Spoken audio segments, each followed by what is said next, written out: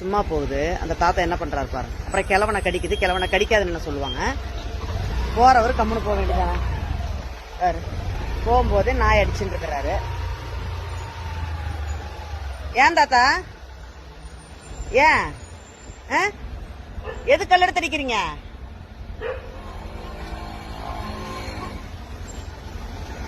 எதுக்கு கல்லெடுத்து அடிக்கிறீங்க? ஊளை விடுதா?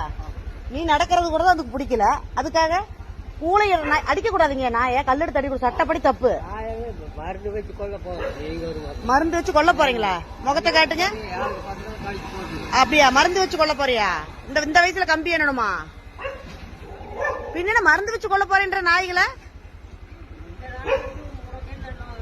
ஓ அப்படியா? அந்த நோக்காடு நாளைக்கு வந்து சொல்றேன். நாய் மருந்து வச்சு நீ கொன்றுவ.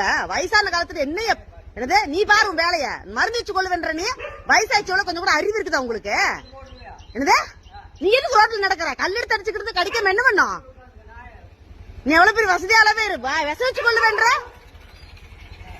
என்னது? இந்த வயசுல உனக்கு இவ்வளவு இருந்தா நீ இள வயசுல எத்தனை பேரை கொலை பண்ணிருப்ப? உன் குடும்பம் நல்லா இருக்குமா? உன் வம்சம் தலைக்குமா? இந்த மாதிரி ஒரு காரியத்தை பண்ணிட்டு இருக்கிற நாயை விச வச்சு கொல்ல போறேன்ற என்னது? அடி பாப் நீ அடி. நாளைக்கு நீ கம்பி எண்ணில வச்சுக்க பாரு. இந்த வயசுன்னு பாக்க மாட்டேன் நானு. விச வச்சு கொள்ளுவேன்ற ரோட்ல அப்புறம் நாய் கடிக்காம என்ன பண்ணும்? உன்ன மாதிரி ஆளுகளை பார்த்தா நாயை கல்லெடுத்து அடிச்சுட்டு இருந்தாரு. அப்படி அடிக்காதீங்க தாத்தா, தப்பு. வயசான காலத்துல இப்படி பண்ணாதீங்கன்னா நாய் ஊழை இடுதான். ஊழை இடுது அதோட குணம். ஊழை இடுறதுக்கு நீ அடிச்சுன்னா என்ன பண்ணுவாங்க? உடனே நாயை நான் விச வச்சு கொள்ள போறேன் பாருன்றாரு. வயசான காலத்துல புத்தி வேண்டாம்.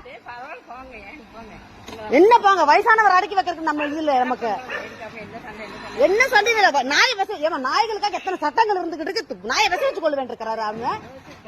நீ விச வெய்ய வாரு. உன் அம்சமே எப்படி விளங்குதுன்னு நீ வச்சு பாரு. நான் இருக்கிற ஏரியால நாய்க்கு நீ விச வச்சுட்டு நீ மீண்டுவேன்னு பாக்குறேன் நானு.